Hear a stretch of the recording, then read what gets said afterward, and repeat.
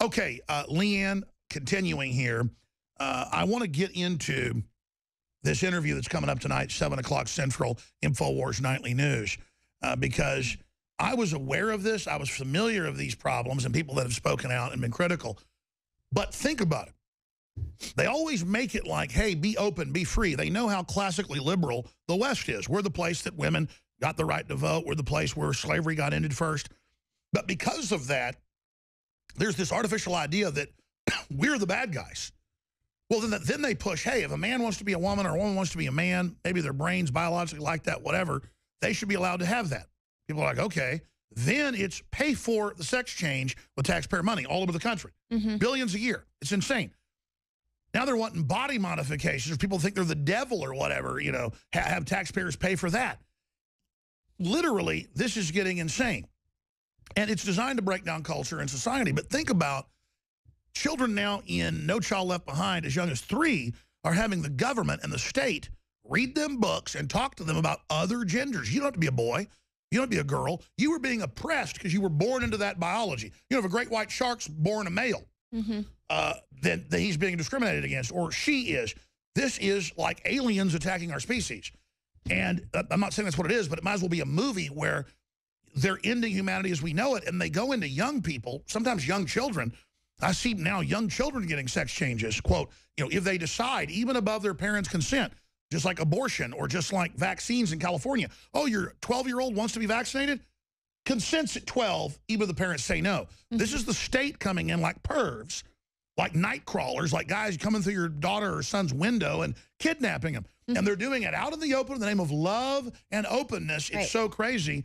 Tell us about Walt Heyer and sexchangereject.com, because the media is so mad about this gentleman and others that are speaking out and warning people. So Walt Heyer, his blog there, sexchangeregret.com,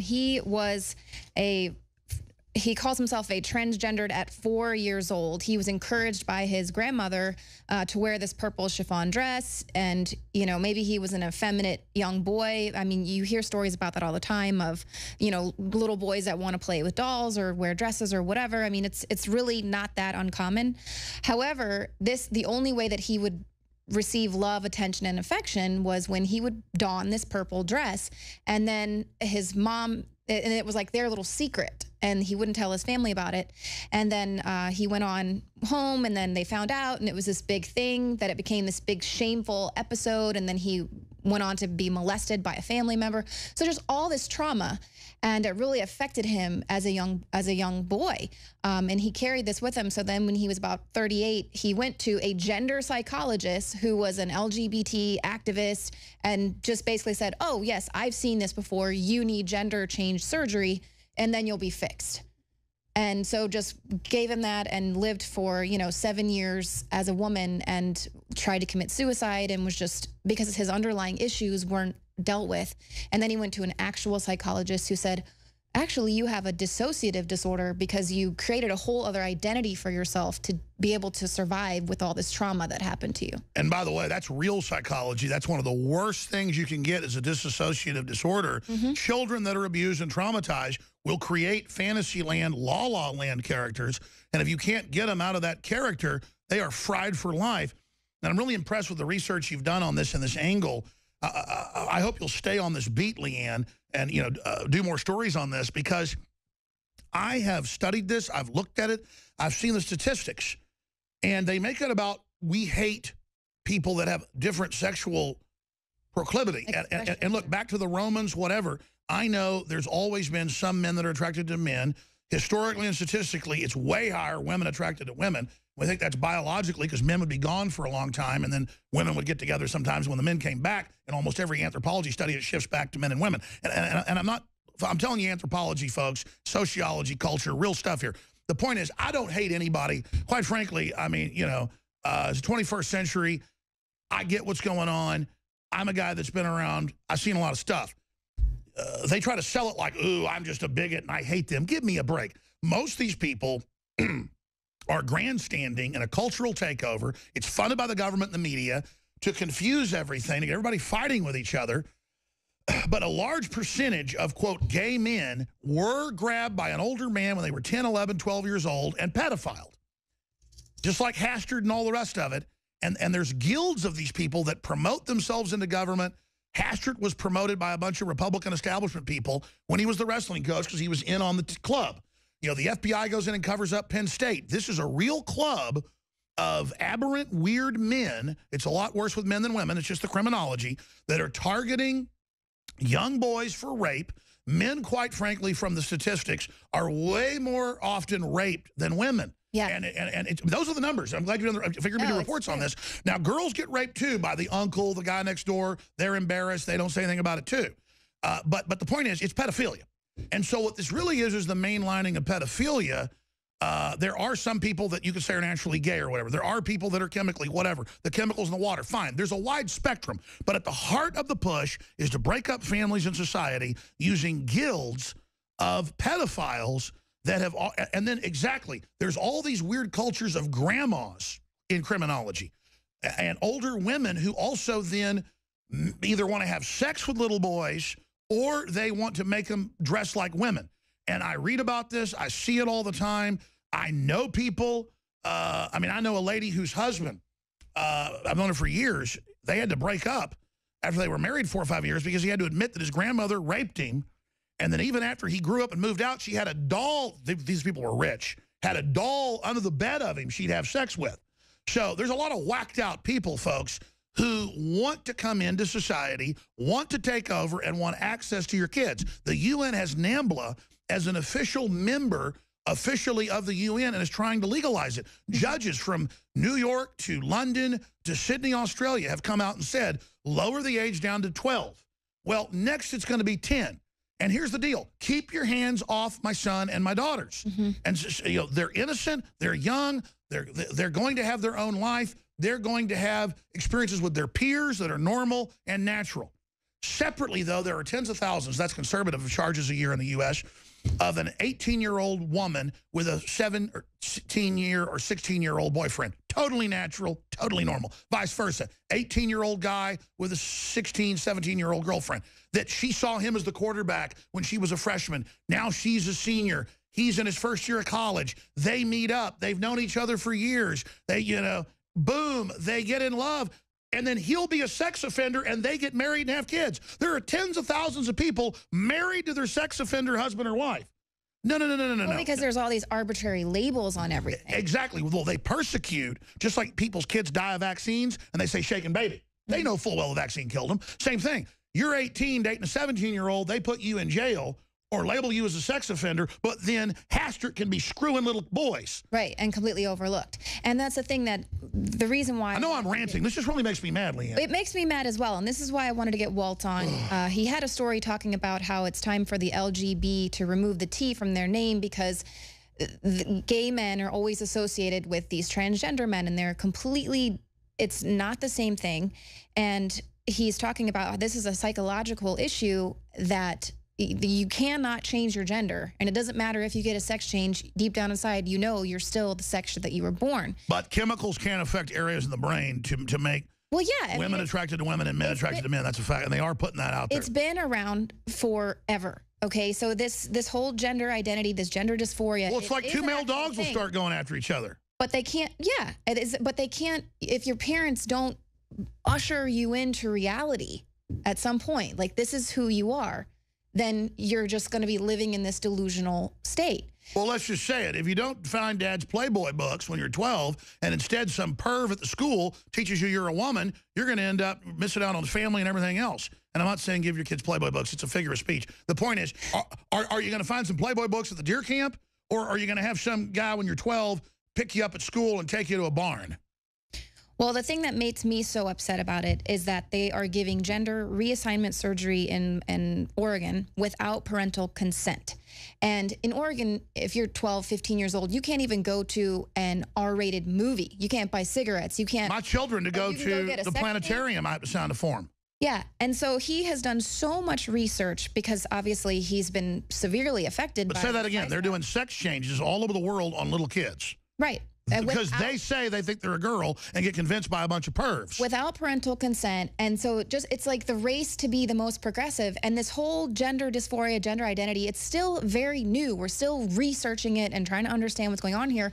But yet you're physically mutilating young children who 94% of these children grow out of gender dysphoria. They no longer want to express themselves as the opposite. But there are all these people now encouraging it like, yes. Oh, you're a girl, you think you're a boy, let's do it. Oh, you're a boy, you think she's a girl. Oh, it's wonderful. You know, you're magic now. You're great. Here's this community. Well, look, it's pedophilia being legalized. All the articles I've seen over the last 20 years where they'll take 7th grade and 6th grade children to a, quote, dormitory at a college for a weekend. Their parents let them go to learn about sex. And I can't say on air what they teach 6th and 7th graders, Leanne. Yeah. No, I've seen their curriculum. And they'll get some woman in there going, this is how I can't even say it on air. Mm-hmm. I mean, stuff that's super medically bad for you. Yeah, and that traumatizes children. I mean, they teach kids, I can't even tell you what they teach them. Folks, they got your kids. It's just horrible. Leanne, we're going to play this clip of your guest when we come back. Stay there. This makes me so angry. We live in a country where a parent is being investigated for allowing their child to play in the backyard unsupervised. Yet in states like Oregon, the state is sponsoring sex changes without parental consent.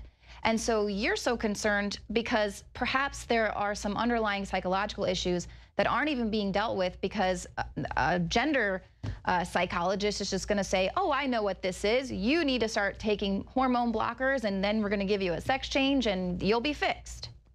Right. And the problem with it is what we do know is that up to 94% of children who at a young age identify as transgender, if we leave them alone and don't push or advocate for them to change genders, will actually grow out of their gender dysphoria and become normal adults. The problem today is that all kids, every single kid ever born is going to be curious about gender, as they should be. The difference is that when today a parent sees someone curious about gender, they're identifying him as a transgender and then pushing him to change genders as though it's a good thing. And I can tell you from my own life, it's not a good thing. It damages and destroys life. It develops psychological disorders. Many of them become alcoholics and drug addicts. They never get their gender dysphoria resolved through changing genders. In fact, the original founder of transgenderism, Harry Benjamin, at his clinic, found that there were far too many suicides and unhappiness after changing genders. And so even his own clinicians at that clinic decided to go into psychiatry so that it could actually help people. But still, we're caught up in changing people's gender for whatever reason. All right. It's got to be some power thing from these large, powerful groups in schools and all the way to the White House that I've written about as well. That's right. Walt Heyer, big interview coming up tonight. That's just a sneak peek of the interview with Leanne Mack. But understand, this is somebody that's been through it.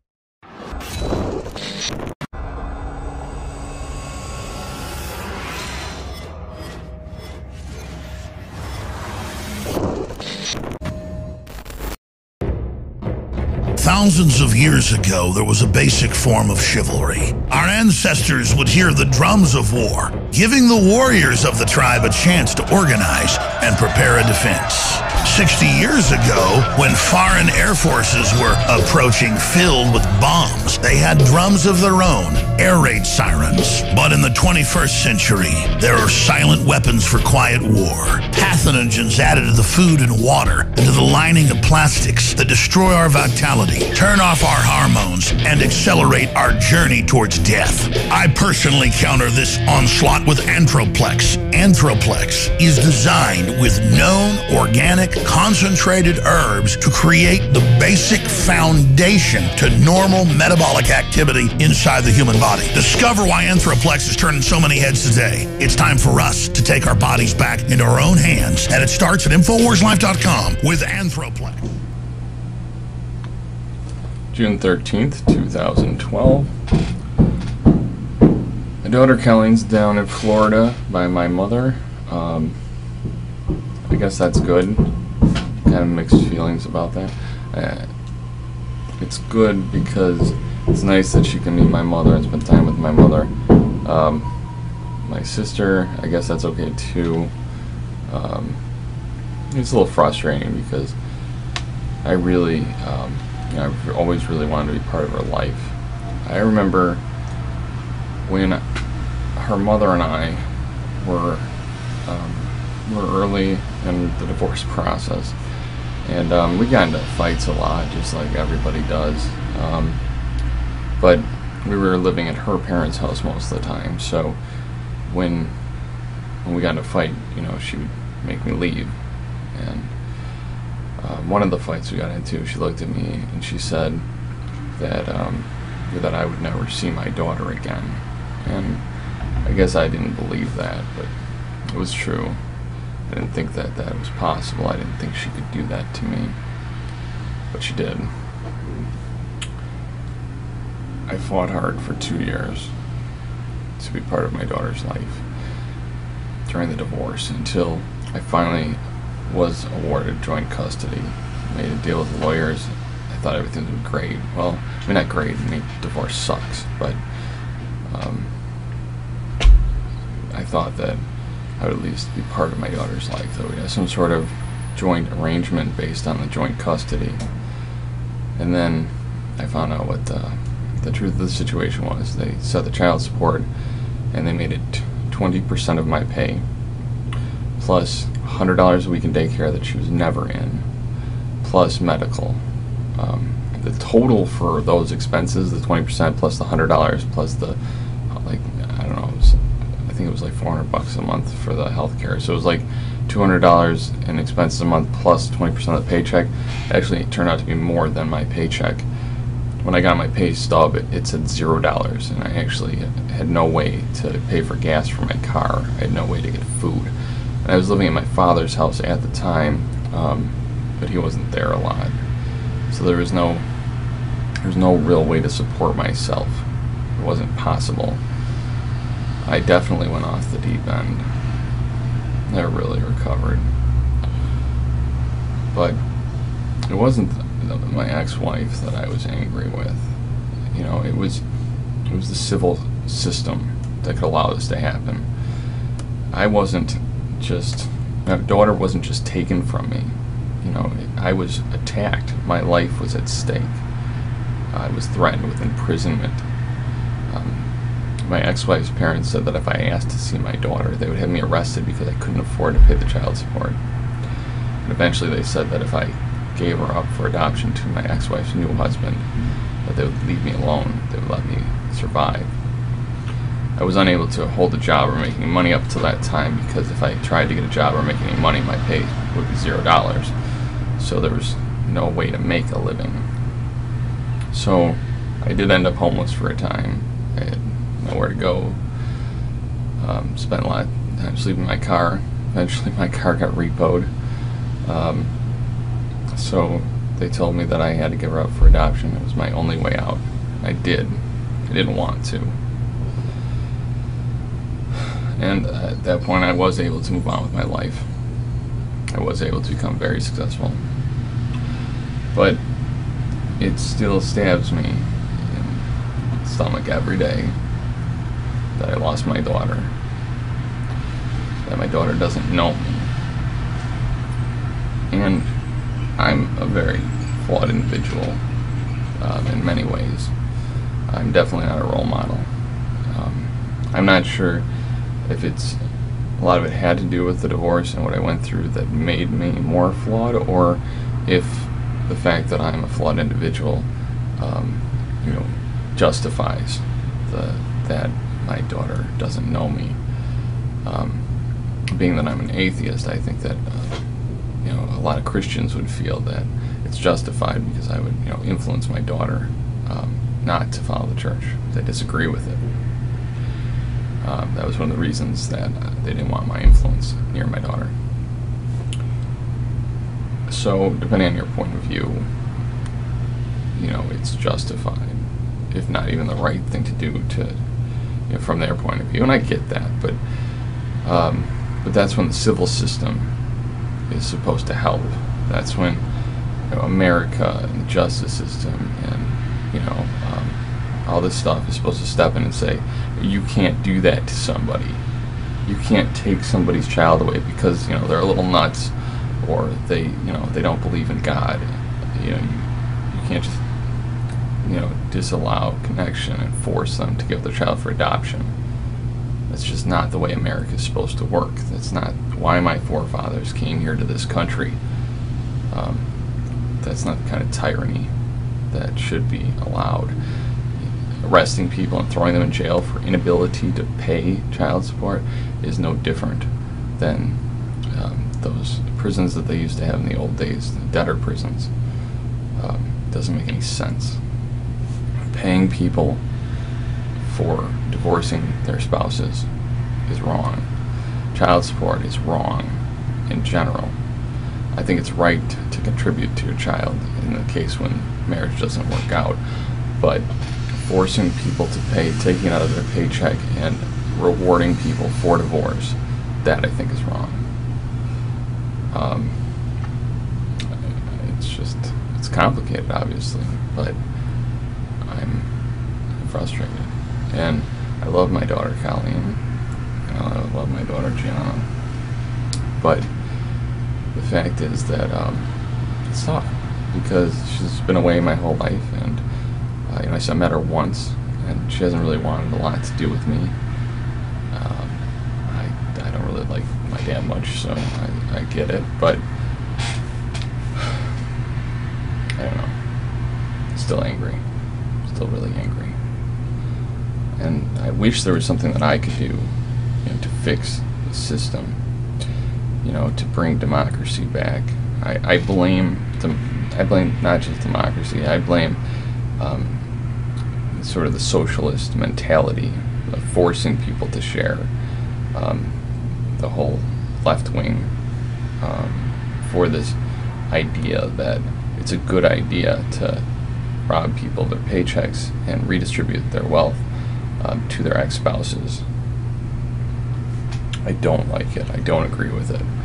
I think it's a severely flawed idea. I think if you want to encourage marriage and you want to encourage families to stay together, you should end any kind of payment for divorce, any kind of payment for child support, because that does encourage people to stay together.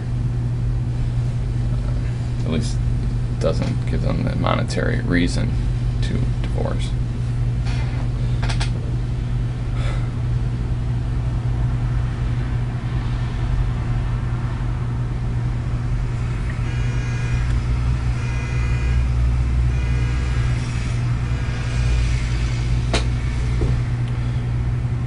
Yeah, I'm frustrated.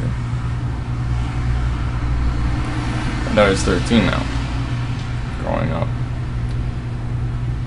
I wonder how she's going to turn out. It seems like she's turning out well. Her mother's done a very good job of raising her. I don't know. I guess, maybe I wasn't needed.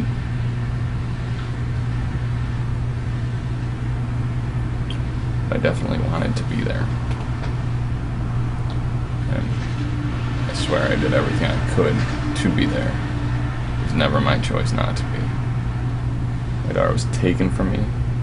She was taken from me by the U.S. court system based on religion, primarily. So I guess that's why I don't blame my ex-wife. I blame the government, and I blame religion. But I did everything I could. Hi YouTubers, basically, I just want to share with you a slight thing.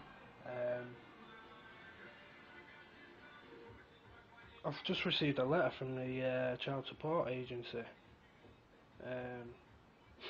which is basically a joke anyway, but just to sum up, it's regarding my daughter.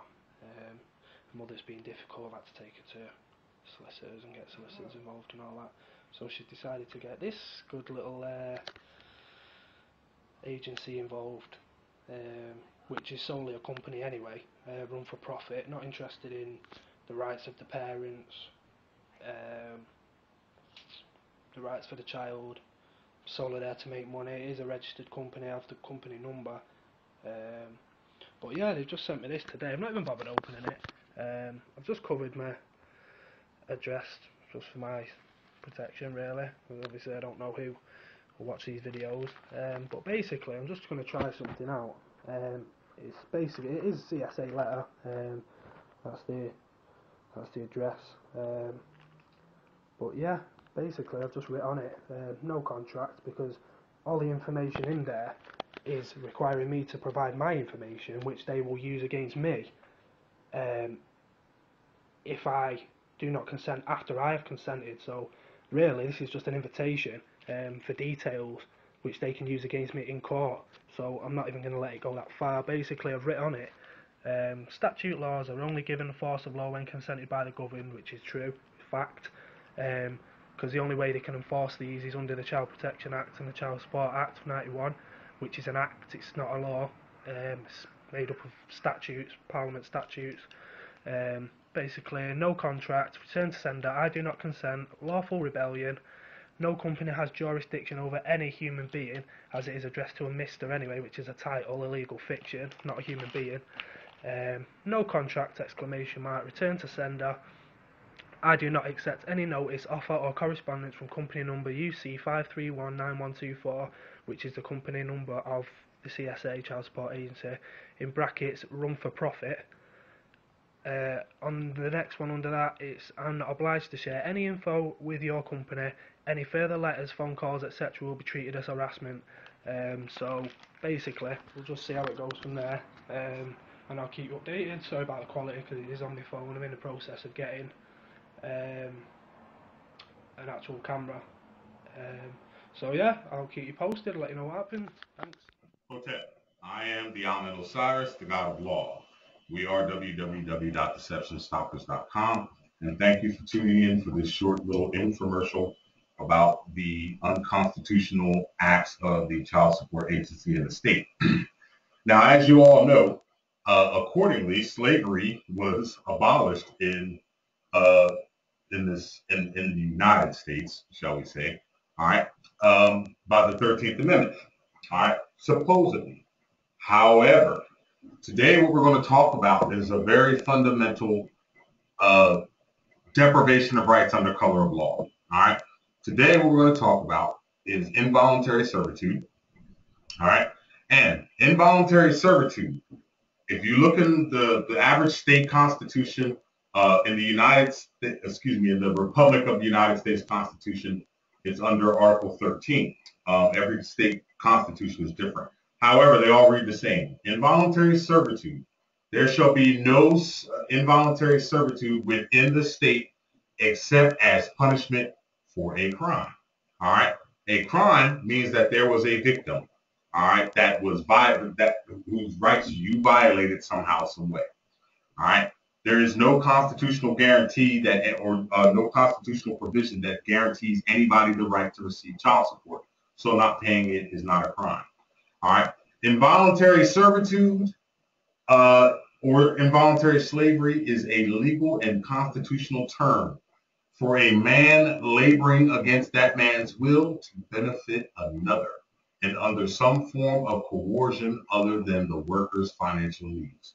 All right. Or the man's financial needs. All right. There are cases where the state has authority to order an obligor, which is an individual, to pay child support. I've showed you that on the videos before. But let's talk about it. All right. We're going to talk about some basic rights. Now, folks, I dabble in a little bit of every state constitution. All right. I like to pick and choose what I use because some of them are direct and to the point. All right. As some of them are a little bit vague. So I want to use the information that makes good sense to you and you can actually digest it as you're reading it. All right. So under Section 2, this is coming from the Florida State Constitution. Under basic rights, all men, female and male alike, all right, man meaning human being, are equal before the law and have inalienable rights, among which are the right to enjoy and defend life and liberty, to pursue happiness, and to be rewarded for industry. That means if you decide to go to work or do some type of labor or whatever, or generate your own income, you have the guaranteed right to be rewarded for your industry. All right. But child support is under the same mindset. All right. Down in Section 6, it says you have a right to work. The right of men to work shall not be denied or abridged. Okay? Look up the word abridged. I'm not going to give you everything. All right? Now, but if you notice, I always explain red means stop, green means go. Okay? So you have the right to work down here in Section 6. All right? And you can't be denied, on account of whatever. However, down here in the red, it says the rights of employees. Now, let me explain something to you folks. An employee and a man are two separate entities.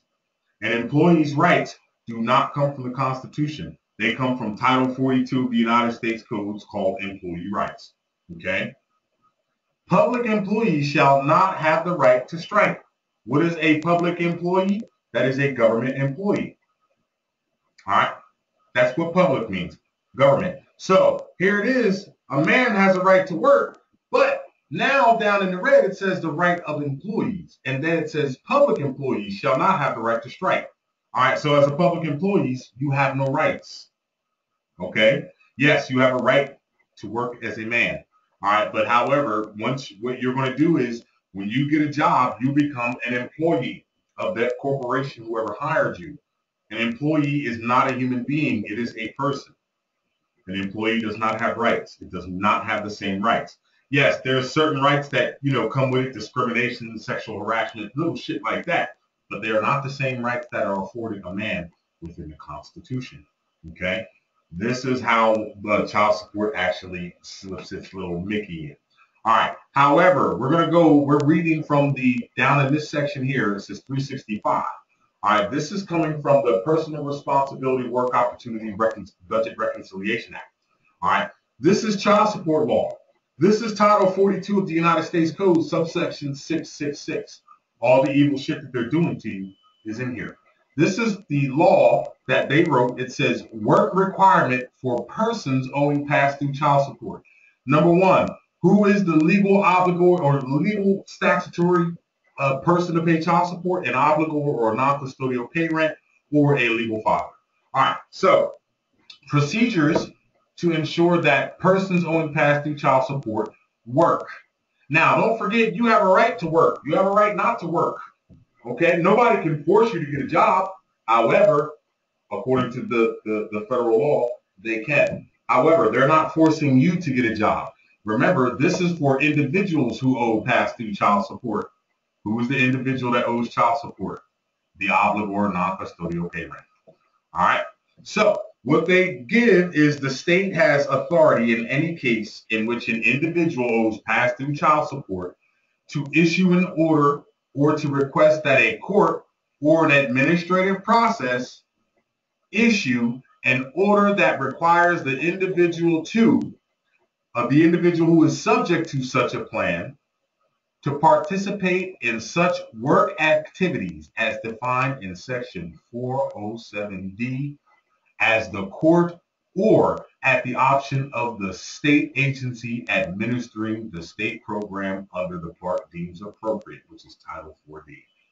Title 4D, according to their law under 42 U.S.C. 666, all right, has the authority to order an individual obligor non-custodial pay rent to get a job and be somebody's bitch, all right, and become an employee. When you become an employee, all right, you succeed. That is called succession, which is de-evolution of title, which is your title on this planet is human being to property. An employee is property because number one, the employee is positively identified by a social security card name and account number, all right. Therefore, when they order an obligor non-custodial pay rent or the legal father to work, these are work activities defined. Unsubsidized employment, subsidized private sector employment, subsidized public sector employment, or number four, work experience, including work associated with the refurbishing of publicity-assisted housing if sufficient private sector employment is not available. All right? I am the Amen Osiris. I am the God of law. Gentlemen, if you do not know your rights, you lose them. It's what you don't know about child support that enslaves you, and it's what you don't know about child support that will free you. If you need further information for child support, please stop by my website, www.deceptionstoppers.com. Go to my webinars tab and schedule yourself a one-on-one. You'll get an hour with the Ahmed Osiris, and we will kick it. We have one-on-one phone calls available, or we have one-on-one webinars. We look forward to hearing from you soon. Get yourself free. Do the research, folks. It's right here. You don't need to talk to me if you take what I've given you and do the research. I'm the Ahmed Osiris. Hotel.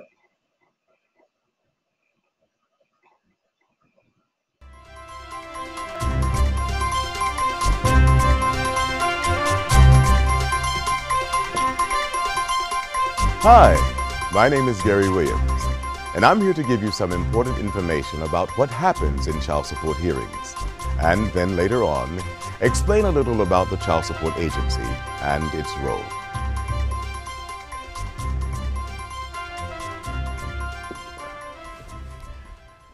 After you arrive at family court, you will need to go to the waiting room near where your case will be heard. When you arrive at the waiting room, look for the list of cases on the wall outside the hearing room and make sure that your name is on the list. Your case may not be called in the order listed, so please be patient. Each waiting room has uniformed court officers who are responsible for security during the hearings and the safety of everyone in the building. Court officers also announce to people in the waiting room when it is time to check in. After the court officer makes the announcement, you should check in. And when you check in, tell the court officer if you need an interpreter or if you have an order of protection against the other person. We do not recommend that you bring your child into the hearing room, but if you do have your child with you, you may want to consider taking them to the Children's Center located in this building. If you don't know where the Children's Center is located, ask the court officer for directions, but make sure that you have checked in first before you leave. The Children's Center is free of charge and provides a safe and fun environment. When it is time for your case to be heard, the court officer will call your name. If your name is called and you are not in the waiting room, you may have to wait longer, or your case may be decided without you or even dismissed. If you have to leave the waiting area, tell the court officer and make sure you return as quickly as possible. Do not leave for more than a few minutes. Also, please be considerate of others who are waiting. If you need to make a cell phone call or talk with others, please talk quietly so that you do not disturb those around you. Be patient and stay in the waiting area until your name is called. While you're waiting, check to make sure that you have the documents you need, including copies of most recent pay stubs, most recently filed tax return, a notarized financial disclosure affidavit, and orders of support for other children, plus receipts for any child support already paid. If the child lives with you, you will also need copies of the child's birth certificate, voluntary acknowledgement of paternity form, if completed, marriage license or divorce decree, and proof of what you paid for, medical insurance, rent, food, clothing, child care, education for the child.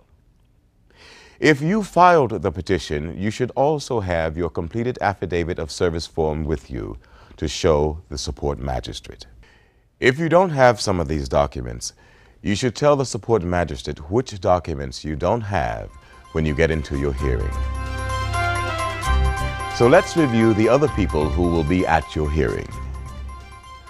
A support magistrate is the person in charge of the hearing and is responsible for listening to both sides, looking at all of the information provided, and following the law to make a decision about the case. You've already been introduced to the court officers.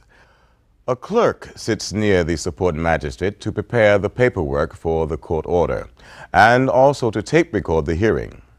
The petitioner is the person who filed the petition. The respondent is the person against whom the case was filed. Both parties may hire an attorney if they wish. The attorneys would sit next to their client.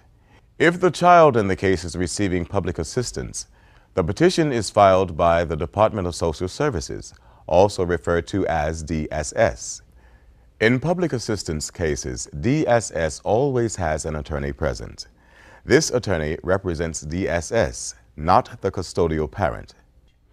DSS files the petition so they can get the non-custodial parent to repay the government for the assistance the child is receiving. In public assistance cases, a petition for paternity and/or child support must be filed, but the custodial parent is not responsible for filing the petition. DSS files the petition. The custodial parent appears only as a witness for DSS. Finally, you should be aware of some rules you will need to follow when you are in the hearing room. You cannot chew gum or wear a hat. You need to speak clearly and loudly so that everyone in the room can hear you. You should not interrupt when other people are talking. You should not swear or curse. You should direct all comments and questions to the support magistrate, not to anyone else. And if you have any questions, you should wait to ask them until the support magistrate indicates it is your turn to speak. Now that you know the people involved in a hearing and the rules, let's see how a hearing works. We will begin after the court officer has walked the parties to the hearing room and directed them to their places. Thank you. This is number 7 on the calendar, F51827-46 in the matter of Johnson versus Jones. Please raise your right hand. Ms. Johnson, do you swear or affirm to tell the truth during this proceeding? I do. Would you please state your full name, complete address, and your Social Security number? Monique Johnson, 70 Placid Avenue, apartment 3C, New York, New York, 10001, 123456789. Please raise your right hand. Mr. Jones, do you swear or affirm to tell the truth during this proceeding? Yes, I do. Please state your full name, complete address, and Social Security number. My name is Marcus Jones, 923 Pearl Street, apartment 13H, New York, New York, 10003, 987-987-654321. Both parties have the right to request an adjournment in order to hire an attorney, or you may waive the right to counsel and speak for yourselves. Let me explain what the court officer is saying. Both sides have the right to hire an attorney, but you don't need an attorney to proceed with your case. You can waive your right to an attorney and speak for yourself. If either party wants to hire an attorney, the support magistrate may adjourn the hearing to a later date. Depending on the type of case, when a hearing is adjourned to hire an attorney, the court may issue a temporary order of support until the date of the next hearing. A temporary order means that the respondent must pay the amount stated in the temporary order until the next hearing. Now, let's get back to the hearing. Ms. Johnson, do you wish to request an adjournment so that you can hire an attorney, or would you like to speak for yourself? I'll speak for myself. Mr. Jones, would you like to request an adjournment so that you can hire an attorney, or would you like to speak for yourself? Speak by myself. Thank you. You may both be seated.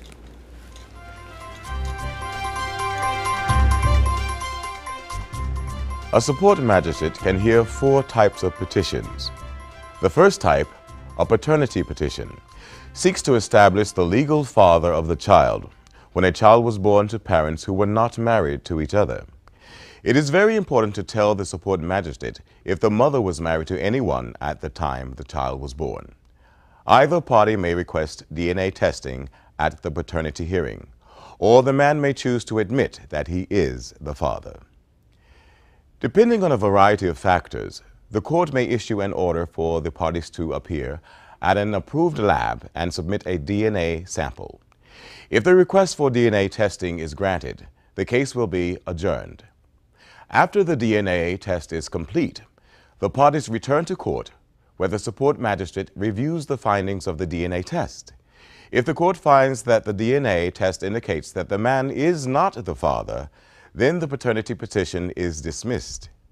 If the DNA test indicates that the man is the biological father, and the man still denies that he is the father, the court will hold a hearing. If the court determines that the man is the father, it will issue an order of filiation, which declares that the man is the legal father of the child. After an order of filiation is issued, the father has the right to pursue custody or visitation with the child. However, custody and visitation are different from child support and require a separate petition. The support magistrate cannot determine issues of custody or visitation. After an order of filiation is issued, the court may determine child support.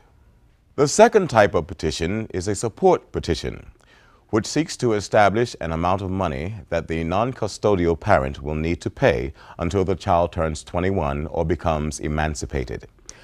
That amount will include money for basic support, plus a share of medical and child care expenses. The court may also order the non-custodial parent to pay other expenses, such as private or college education costs. In addition, the support magistrate may order that the child be enrolled in one of the parent's health insurance plans or make other arrangements for health insurance coverage. The third type of petition is a modification petition, which can be filed by either party when there has been a legally significant change in their circumstances since the last order was issued, or when the basic needs of the child are not being met by the support order. It is important to know that when either parent voluntarily decreases their income, for example, quits their job or becomes incarcerated, the court may find that this parent is not entitled to a modification of the support order. A parent who does lose their job must demonstrate to the court that they have looked for a new job. However, if non-custodial parents do experience a significant change in their circumstances, or if there has been a change in the custody of the child, they should file a modification petition as soon as possible so that they do not get behind in their payments. The fourth type of petition is a violation petition. This petition is filed either by the custodial parent or DSS when the non-custodial parent does not pay child support. If the non-custodial parent has not paid child support, the support magistrate may enforce the order in a number of ways, including suspending professional or driver's license, issuing a money judgment, or even jailing the non-custodial parent for up to 6 months. Now that we've reviewed the different types of petitions that lead to child support hearings, let's look at how child support payments are actually calculated. We've asked our child support reporter, Liz, to look at how the support magistrate calculates the amount the respondent will be ordered to pay. Thanks, Gary. I've talked to a number of support magistrates, and they tell me there are specific support guidelines that they are required to consider.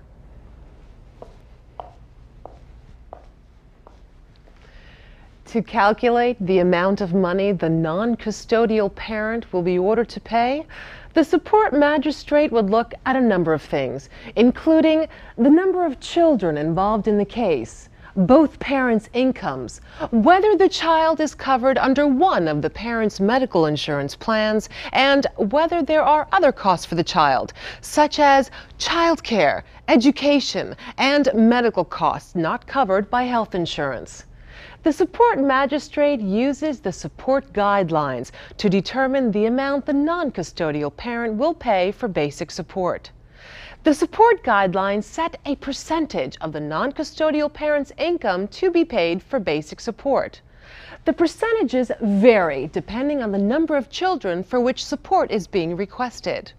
The percentages are 17% for one child, 25% for 2 children, 29% for 3 children, 31% for 4 children, and at least 35% for 5 or more children.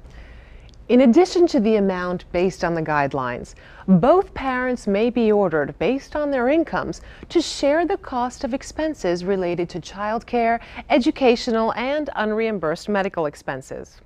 After the support magistrate determines the amount to be paid for support, he or she calculates the amount of retroactive support. This is the amount that would be owed if the payments had started on the date the petition was filed, or for public assistance cases, the date the child began to receive public assistance. To repeat, the total amount that should have been paid starting on the previous date is called retroactive support. That's how child support is calculated. Gary, back to you. Thanks, Liz. The support magistrate will also credit the non-custodial parent with any money paid under a temporary support order or a previous order. So the non-custodial parent should bring receipts for any support already paid. Copies of the Child Support Standards booklets are available in the hearing room, and the booklets show how much support is due for each level of income. If you are still confused about how the amount will be calculated, please pick up a copy and review it. Before you leave your hearing, you will be handed paperwork that will tell you your account number, how much you will have to pay, the date that your first payment is due, where to send your payments, and other useful information. If the order is a temporary order, you will also be given a slip of paper with the date of your next hearing.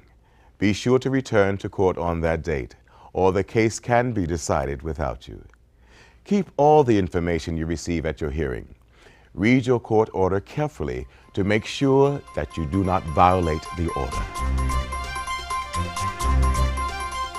If you are employed, the Child Support Agency will send a notice to your employer, telling them how much you owe and when it is due. This is called an income execution. It is your responsibility to make sure that your employer sends the payments in full and on time. Remember, it may be a few weeks before your employer receives the income execution notice. In the meantime, you must send a money order or certified check made payable to the Support Collection Unit to the address on the screen. Payments may also be made through participating Western Union outlets throughout New York State. Please note that there is a minimum $3 fee for using Western Union. To make sure that you get credit for each payment, all payments should include your complete name, your child support account number, and your address. That's what you need to know about the court hearing and payment process. So now, let's go back to Liz for a look at the Child Support Agency and what it does. Liz? Thanks, Gary. The main thing to know is that the Child Support Agency is not part of family court and is a separate agency that works to ensure that the children get the money that the court ordered in full and on time. The Child Support Agency has the authority to enforce the court order through a variety of ways, including issuing an income execution to your employer. The income execution tells your employer to deduct child support from your paycheck and to send in the payment on your behalf. You should also know that if you stop paying your child support, the Child Support Agency can take various actions to collect the arrears, the amount that's past due. Some of these actions include suspending your driver's license and passport, intercepting state and federal tax refunds and lottery winnings, taking money directly from your bank account, and taking property such as cars and other physical assets. Before any of these actions are taken, non-custodial parents will be sent a notice describing when the action will be taken and what can be done to avoid the action. Gary, to be sure non-custodial parents receive these important notices, they must tell the Child Support Agency if either their address or employer changes. Back to you, Gary. Thanks, Liz, for that important advice. I hope you have a better understanding of what will happen at your hearing.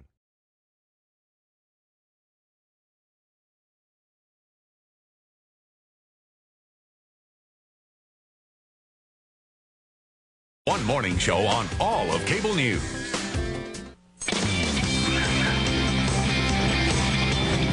You read about deadbeat parents in the papers and see it on TV all the time. But now someone wants to take a further step. Dick Clark Productions is entertaining an idea, producing a reality show which goes after these parents. The show would track the investigation, arrest, and court process for the deadbeat mom or dad. But critics say it's unfair And the reason why lots of these parents don't pay up isn't because they're deadbeat dads or deadbeat moms at all. They're just dead broke.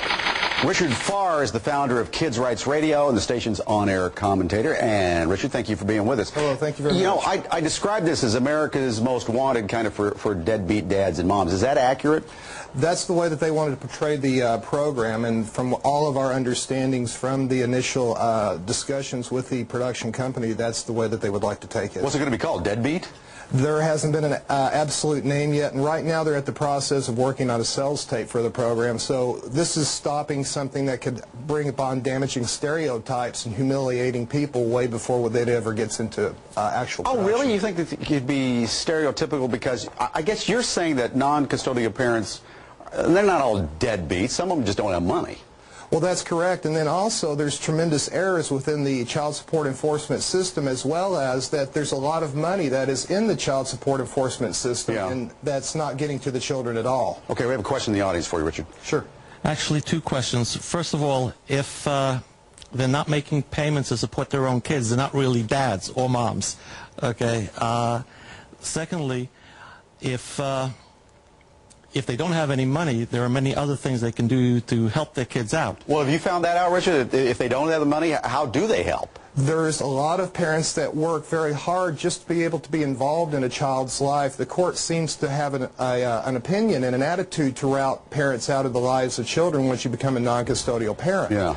So that's really a big problem, that once you can take and enforce issues such as parenting time, you will soon find that the whole child support issue dissolves away very quickly. So we got two issues going here. One is that whole issue of so-called deadbeat parents, and maybe that's not what they are. And the other was this TV show. Who pitched this idea? I understand was it a police officer? That's right. There was a police officer in Council Bluffs, Iowa, who pitched the original idea, and come to find out that there may be some problems there with him as well. And they weren't exactly honest going into this program, even when we spoke to the executive producer at Dick Clark Productions. And that's another issue that concerns us very much, is that if the executive producer is going to tell us, and please let me say also that, you know, with Dick Clark not being there and him currently being ill, I think that there may be a situation that he just doesn't know, because he is a long-time icon of wholesome America values. And I just think that if Mr. Clark actually knew what was going on with this program, I don't think it would have even have gotten this far. Would anybody want to watch this? You know, I'm sure that there's a part of American society that would enjoy seeing, you know, a human being displayed and humiliated. But I think for the most part that this cuts to the very central core of America, as in American families. But I can just hear people saying, Richard, oh, it's just TV. Yeah, well, you know, TV has a great influence in American lives. It's where we get our news, and it's where we learn what exactly is going on within our society. Yeah. What's Dick Clark Productions? What's the latest that you've heard from them? The last that we heard from him, I had discussions with Michael Richards, who is the executive producer. First, he told me that that they had no plans any longer to do the show. Yeah. And then they turned around and they told us that they were going forward with the program as well. Okay, well, let us know what goes on there. And do you want a campaign? You want people to call? Oh, I don't want to call for that. What have you been doing, calling Dick Clark Productions and trying to get them to stop? Yes, I've worked very close trying to have discussions with Michael Richards of Dick Clark Productions, and have spoken with other people within the organization. Yeah. Okay. Well, Richard, keep us informed on that story, okay? Thank you very much. You know what you can call us, tell us what you think about that particular story there, or any topic we have on Dayside. You simply go to our website, foxnews.com, and you go to the slash and it says Dayside. It's very easy. Up next, these two teens thought they were doing a good deed, so why did a neighbor sue them for leaving cookies on her porch?